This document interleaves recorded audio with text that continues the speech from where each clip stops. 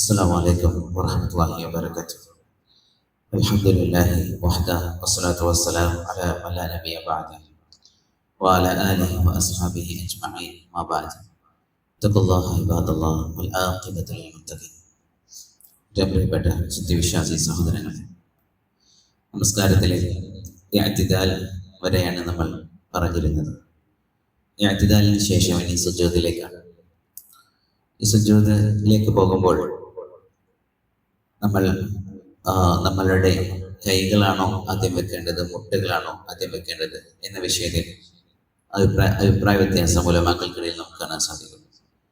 നമ്മൾ മനസ്സിലാക്കേണ്ടത്, ഏതൊരു അഭിപ്രായ വ്യത്യാസം ഉണ്ടാകുമ്പോഴും അതൊരു വിശാലമായ കാഴ്ചപ്പാടോടുകൂടി കാണാൻ നമുക്ക് സാധിക്കണം. അത് സുന്നത്തിൽ സ്ഥിരപ്പെട്ടതാണെങ്കിൽ മാത്രം. അതല്ലാത്ത അഭിപ്രായ വ്യത്യാസങ്ങളെല്ലാം നമ്മൾ തള്ളിക്കളയണം. എന്തുകൊണ്ടാണ് ഇങ്ങനെ ഒരു അഭിപ്രായ വ്യത്യാസം വരുന്നത്? നമുക്ക് കാണാൻ സാധിക്കും, ഷെയ്ഖ് നാസറുദ്ദീൻ അൽബാനി റഹ്മത്തുള്ളാഹി അലൈഹി അദ്ദേഹം രചിച്ച സിഫത്തു സ്വലാത്തിൻ നബി സല്ലല്ലാഹു അലൈഹി വസല്ലം എന്നൊരു ഗ്രന്ഥം നമ്മൾ പലർക്കും പരിചയമുണ്ടാകും. ടീച്ചർ ഓഫ് ട്രൂത്തിന്റെ കീഴിലുള്ള ദഅവ ബുക്സ് അതിനെ മലയാളത്തിലേക്ക് അതിനെ തർജ്ജമപ്പെടുത്തുകയും നബിയുടെ നമസ്കാരം സല്ലല്ലാഹു അലൈഹി വസല്ലം എന്ന പേരിൽ ആ ഒരു ഗ്രന്ഥം ഇറക്കുകയും ചെയ്തിട്ടുണ്ട്.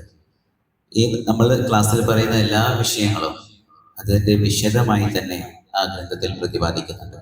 എന്തുകൊണ്ടാണ് ഇങ്ങനെ അഭിപ്രായ വ്യത്യാസങ്ങൾ വരുന്നത്? ഈ അഭിപ്രായ വ്യത്യാസങ്ങൾ ഇല്ലാതെ ഒരു കാര്യവും ദീനിൽ ഇല്ല എന്നുള്ളതാണ് വാസ്തവം. അധിക കാര്യങ്ങളിലും ഉലമാക്കൾക്കിടയിൽ അഭിപ്രായ വ്യത്യാസങ്ങളുണ്ട്. ഏതുവരെ വിശ്വാസ കാര്യങ്ങളിൽ വരെ ചില വിഷയങ്ങളിൽ, എല്ലാ വിഷയങ്ങളിലും അല്ല, ചില വിഷയങ്ങളിൽ നമുക്ക് വിശ്വാസ കാര്യങ്ങളിൽ പോലും അഭിപ്രായ ഭിന്നത കാണാം. ഇതൊന്നും ഒരു മോശമായ കാര്യമല്ല. എന്തുകൊണ്ടാണ് ദീൻ ഇങ്ങനെ എന്ന് നമ്മളതിനെ ചിന്തിക്കേണ്ടതില്ല. കാരണം അത് മനുഷ്യരാണ്.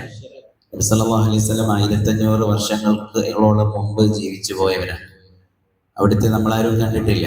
നബി സല്ലല്ലാഹു അലൈഹി വസല്ലം നമസ്കരിക്കുന്നത് എങ്ങനെയാണ് നമ്മളാരും കണ്ടിട്ടില്ല.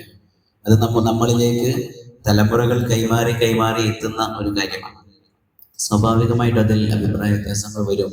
മനസ്സിലാക്കുന്ന വിഷയത്തിൽ വിശാലമായ കാഴ്ചപ്പാടുകളും അല്ലാത്ത കാഴ്ചപ്പാടുകളും എല്ലാം ഉണ്ടാവും. അതുകൊണ്ട് തന്നെ നമ്മൾ ആ രീതിയിൽ മനസ്സിലാക്കി എന്താണോ നമുക്ക് നമ്മളുടെ ഹൃദയത്തിന് സ്വീകാര്യമായത്.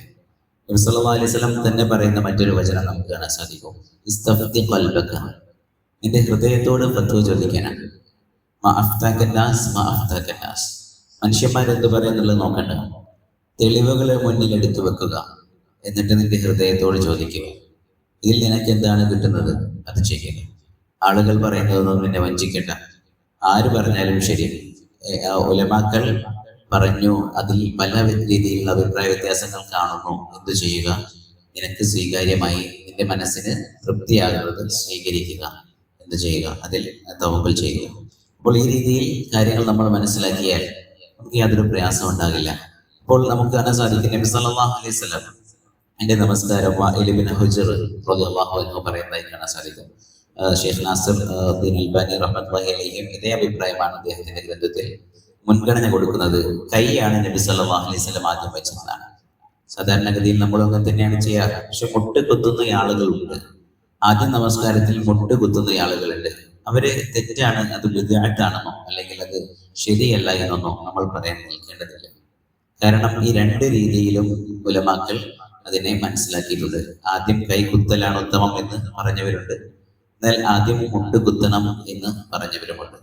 നബി സല്ലല്ലാഹു അലൈഹി വസല്ലം പറയുന്നുണ്ട്, ലാ യബ്റുക ബുറൂഖിൽ ബഈർ, ഒട്ടകം മുട്ട് കുത്തുന്നത് പോലെ നിങ്ങൾ മുട്ട് കുത്തരുത് എന്ന വാക്ക് നബി സല്ലല്ലാഹു അലൈഹി വസല്ലമിൽ നിന്ന് വന്നിട്ടുണ്ട്. ഒട്ടകം മുട്ട് കുത്തുന്നത് പോലെ കുത്തരുത്. അതുകൊണ്ട് കൈ കുത്തണം എന്ന രീതിയിൽ ഒരു വിഭാഗം മനസ്സിലാക്കിയപ്പോൾ മറ്റൊരു വിഭാഗം മനസ്സിലാക്കിയത്, ഒട്ടകം മുട്ട് കുത്തുമ്പോൾ ആദ്യം കുത്തുന്നത് അതിന്റെ കൈയാണ്, അപ്പോ കാലാണ് പിന്നെ കുത്തുന്നത്. അപ്പൊ അതിന്റെ അർത്ഥം കൈ ആദ്യം കുത്തരുത്, മുട്ടാണ് ആദ്യം കുത്തേണ്ടത്. ഈ രീതിയിലാണ് മനസ്സിലാക്കിയത്. നമ്മൾ ഇത്തരത്തിലുള്ള അഭിപ്രായ വ്യത്യാസങ്ങൾ എല്ലാ വിഷയങ്ങളിലും, ഒട്ടുമിക്ക ഫിഖ്ഹി വിഷയങ്ങളിലും ഉണ്ട് എന്നുള്ളത് നമ്മൾ ആദ്യം തിരിച്ചറിയുക. ഇനി സുജൂദാണ്. അപ്പോൾ ഈ വിഷയത്തിൽ ഇനി വേറൊരു കാര്യം നമ്മൾ മനസ്സിലാക്കേണ്ടത്, കൈ കുത്തിയാലും മുട്ട് കുത്തിയാലും നമസ്കാരത്തെ ഒരു നിലക്കത് ബാധിക്കുന്നില്ല. അതാണ് നമ്മൾ അതുമായി ബന്ധപ്പെട്ട് മനസ്സിലാക്കുന്നത്. ഇനി സുജൂദിൽ സുജൂദിനെ കുറിച്ച് പറയാൻ ഒരുപാടുണ്ട്. നമ്മളുടെ നമസ്കാരത്തിൽ എന്ന് തന്നെയല്ല, ഒരടിമക്ക് അള്ളാഹുവിനോട് ഏറ്റവും അടുക്കാൻ പറ്റുന്ന ഒരു സമയമാണ് സുജൂദ്. ആ സുജൂദിന്റെ മഹാത്മ്യം നമ്മൾ മനസ്സിലാക്കാതെ പോകരുത്. സുജൂദിൽ നമുക്ക് എത്ര സമയം കിടക്കാൻ പറ്റുമോ അത്രയും സമയം കിടക്കണം, ഒറ്റയ്ക്ക് നമസ്കരിക്കുന്ന നമസ്കാരങ്ങൾ. കാരണം ഒരടിമയ്ക്ക് അള്ളാഹുവുമായി ഏറ്റവും അടുക്കുക എന്ന് പറഞ്ഞാൽ അതിനേക്കാൾ അടുത്ത ഒരു സമയം വേറെയില്ല. അഖ്റബുമായ നബി സല്ലല്ലാഹു അലൈഹി വസല്ലം പറയുന്നു, ഒരടിമയ്ക്ക് അള്ളാഹുവിനെ ഏറ്റവും അടുക്കാൻ കഴിയുന്ന സമയം സുജൂദാണ്. നമ്മളുടെ ഒരു മനുഷ്യന്റെ ശരീരത്തിലെ ഏറ്റവും ആദരണീയമായ ഭാഗം മുഖം. ആ മുഖം തറയിൽ കുത്തുകയാണ് നമ്മൾ. ആർക്കു വേണ്ടി? അള്ളാഹുവിന് വേണ്ടി മാത്രം. മറ്റൊരാളുടെ മുമ്പിൽ നമ്മളിത് ചെയ്യില്ല. അള്ളാഹു അല്ലാത്ത മറ്റൊരു സൃഷ്ടിയുടെ മുന്നിൽ നമ്മളിത് ചെയ്യില്ല. നബി സല്ലല്ലാഹു അലൈഹി വസല്ലം പറഞ്ഞല്ലോ, ലൗ കുൻതു ആമിറൻ ലിഅഹദിൻ അൻ യസ്ജുദ ലിഗൈരില്ലാഹ് ലഅമർതുൽ മർഅത അൻ തസ്ജുദ ലിസൗജിഹാ. തന്റെ ഭർത്താവിന് മുമ്പിൽ സുജൂദ് ചെയ്യാൻ ഭാര്യയോട് ഞാൻ കൽപ്പിക്കുമായിരുന്നു. എങ്ങനെയായിരുന്നെങ്കിൽ? അല്ലാഹ് അല്ലാത്ത ആർക്കെങ്കിലും സുജൂദ് ചെയ്യാൻ കഴിയുമായിരുന്നെങ്കിൽ. പക്ഷെ അത് കഴിയില്ല, അത് പാടില്ല, അത് തെറ്റാണ്, അത് അള്ളാഹു അല്ലാത്തവർ അർഹിക്കുന്നില്ല. അപ്പോൾ ഈ രീതി അള്ളാഹുവിന്റെ മുമ്പിൽ മാത്രമേ നമ്മൾ ഇത് ചെയ്യുള്ളൂ. നമ്മളുടെ മുഖം നിലത്ത് കുത്തി ഒരു വല്ലാത്തൊരു താഴ്ന്ന അവസ്ഥയിൽ, ഈ അവസ്ഥയിൽ ആണ് നമ്മളുള്ളത് സുജൂദിൽ. ആ സുജൂദിൽ കൂടുതലായി നിങ്ങൾ പ്രാർത്ഥിച്ചു കൊള്ളുക എന്ന് നബി സല്ലല്ലാഹു അലൈഹി വസല്ലം പറഞ്ഞിട്ടുണ്ട്. നമ്മളുടെ പ്രാർത്ഥനകൾ, നമ്മളുടെ ആവശ്യങ്ങൾ എല്ലാം നമുക്ക് അല്ലാഹുവോട് പറയാം.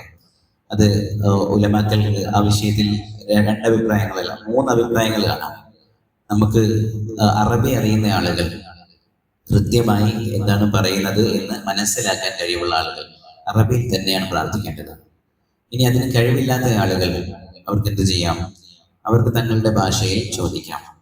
ഇതിനെ അറബി അല്ലാത്ത ഭാഷയിൽ ചോദിക്കുന്നതിനെ ഹറാമായി കണ്ടവരുണ്ട്, കറാഹത്തായി കണ്ടവരുണ്ട്, അനുവദനീയമായി കണ്ടവരുമുണ്ട്. അതുകൊണ്ടാണ് 3 അഭിപ്രായം എന്ന് പറഞ്ഞത്. എന്തായിരുന്നാലും ഇതിന്റെ ആകെ തുക നമുക്ക് മനസ്സിലാക്കാവുന്നത് അത് ജായിസാണ്. നമുക്ക് ചോദിക്കാം. ഇൻഷാ അല്ലാഹ് നമ്മളുടെ മനസ്സിലുള്ള കാര്യങ്ങൾ നമുക്ക് അള്ളാഹുവിനോട് പറയാം. അള്ളാഹുവിന്റെ മുമ്പിൽ നമുക്ക് പറയാം എന്നുള്ളത് തന്നെയാണ്. അപ്പോൾ റുക്കൂ ആകട്ടെ, സുജൂദ് ആകട്ടെ, ഇവിടേക്ക് നമുക്ക് പ്രാർത്ഥിക്കാം എന്നാണ് ഉലമാക്കളുമായി ബന്ധപ്പെട്ട് മനസ്സിലാക്കിയിട്ടുള്ളത്, പഠിപ്പിച്ചിട്ടുള്ളത്. അപ്പോൾ സുജൂദിൽ സുബ്ഹാന റബ്ബിയൽ അഅല എന്ന പ്രാർത്ഥനയാണ്. നമുക്കറിയാം, അത്യുന്നതനായ എൻ്റെ റബ്ബ് എത്ര പരിശുദ്ധനാണ് എന്നാണ് പറഞ്ഞത്. ഒരു പ്രാവശ്യം പറയൽ നിർബന്ധമാണ്. നമ്മൾ മുമ്പ് സൂചിപ്പിച്ചിട്ടുണ്ട്, ഇത് വാജിബാത്തിൽ പെടുന്നതാണ്. ഒരു പ്രാവശ്യം പറയൽ നിർബന്ധമാണ്. പിന്നെ 3 തവണ പറയൽ സുന്നത്താണ്. നേരത്തെ പറഞ്ഞ സുബ്ഹാനക്കല്ലാഹുമ്മ റബ്ബന വബിഹംദിക അല്ലാഹുമ്മ ഗ്ഫിർലി എന്ന പ്രാർത്ഥനയും അതോടൊപ്പം നമുക്ക് ചൊല്ലാം. എത്ര സമയം വേണമെങ്കിലും സുജൂദിൽ നമുക്ക് കിടക്കാം.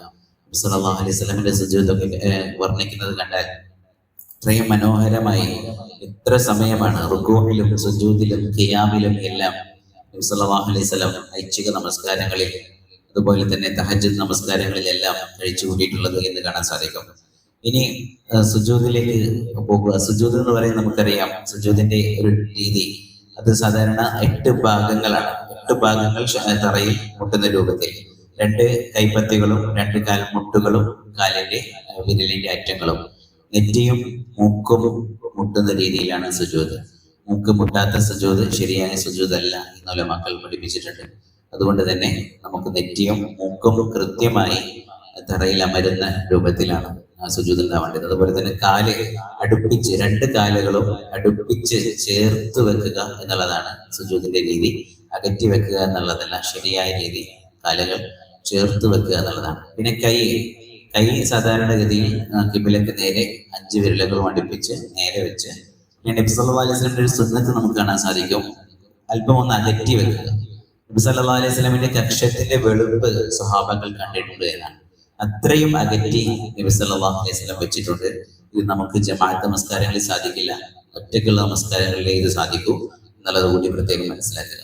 അപ്പോൾ ഈ സുജൂദിലുമായി ബന്ധപ്പെട്ടതാണ് പറയാനുള്ളത്. ഇനി സുജൂദുകൾക്കിടയിലുള്ള ഇരുത്തമാണ്, ജുലൂസ് എന്നാണ് ഇതിനെ പറയാം. അപ്പൊ ഓരോ ഘട്ടത്തിലും ഇപ്പൊ നമ്മൾ നിൽക്കുന്നതിന് ഖിയാം എന്ന് പറയാം, പിന്നെ പോകുന്നത് റുക്കൂഅ്, പിന്നെ വരുന്നത് ഇഅ്തിദാൽ, സമി അല്ലാഹു ലിമൻ ഹമിദ, പിന്നെ സുജൂദ്, അത് കഴിഞ്ഞാൽ ജുലൂസ്, ഇരുത്തത്തിലാണ് നമ്മൾ പ്രാർത്ഥിക്കുന്നത്.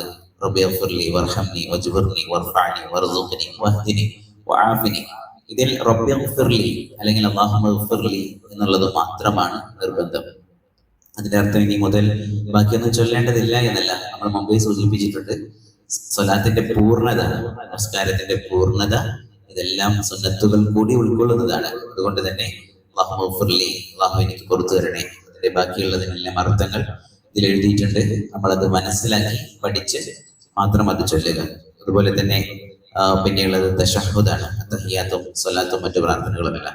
ഈ തശഹുദിന്റെ കാര്യത്തിൽ തശഹുദിന്റെയും അർത്ഥം നമ്മളിവിടെ കാണാൻ സാധിക്കും. തശഹുദിൽ ഉള്ളത് വിരൽ ഉയർത്തൽ എന്നുള്ള ഒരു കാര്യം. തശഹുദിൽ ആദ്യം ഇരിക്കുമ്പോൾ തന്നെയാണ് വിരൽ ഉയർത്തേണ്ടത്. അതാണ് ഏറ്റവും അഫ്ദൽ. പലപ്പോഴും അഷ്ഹദു അല്ലാ ഇലാഹ ഇല്ലല്ലാഹ് അഷ്ഹദു അന്ന മുഹമ്മദ് റസൂലുള്ളാഹ് എന്ന് പറയുമ്പോൾ വിരൽ ഉയർത്തുന്ന ആളുകളുണ്ട്. അത് തെറ്റല്ല. പക്ഷേ അതിൽ ഏറ്റവും ശ്രേഷ്ഠമായിട്ടുള്ളത് തശഹുദിൽ ഇരിക്കുമ്പോൾ തന്നെ വിരൽ ഉയർത്തലാണ്. പിന്നെ വിരൽ അനക്കുന്ന ഒരു കാര്യം കൂടിയുണ്ട്. ആ വിരൽ അനക്കുന്നത് സുന്നത്താണ്, സംശയമില്ല. പക്ഷേ അതിൽ അഭിപ്രായ വ്യത്യാസങ്ങൾ കാണുന്നത് കൊണ്ടാണ് നമുക്കതൊരു സംശയമായിട്ട് തോന്നുന്നത്. നബി സല്ലല്ലാഹു അലൈഹി വസല്ലം വിരൽ അനക്കിയിട്ടുണ്ട്. അത് എങ്ങനെയാണ് അനക്കേണ്ടത് എന്നുള്ളതെല്ലാം വിഷയത്തിൽ പല അഭിപ്രായങ്ങളും കാണാം. എങ്ങനെയാണെങ്കിലും നമുക്ക് വിരൽ അനക്കാം. ഇതൊരു സുന്നത്ത് തന്നെയാണ്. അതിനൊരു നമസ്കാരത്തിൽ ഇല്ലാത്ത കാര്യമായിട്ട് ഒരിക്കലും കാണരുത്. അത് നമസ്കാരത്തിന്റെ ഒരു ഭാഗം തന്നെയാണ് എന്ന് നമുക്ക് മനസ്സിലാക്കാൻ സാധിക്കും. അപ്പോൾ ഇതെല്ലാം നമ്മളുടെ ഇഷ്ടമാണ്. സുന്നത്തായത് കൊണ്ട് തന്നെ അത് ചെയ്യുകയോ ചെയ്യാതിരിക്കുകയോ ചെയ്യാനുള്ള സ്വാതന്ത്ര്യം ഓരോരുത്തർക്കുമുണ്ട്. അത് അവരവരുടെ ഇഷ്ടത്തിനനുസരിച്ച് ചെയ്യുകയോ ചെയ്യാതിരിക്കുകയോ ചെയ്യാം എന്നുള്ളതാണ്.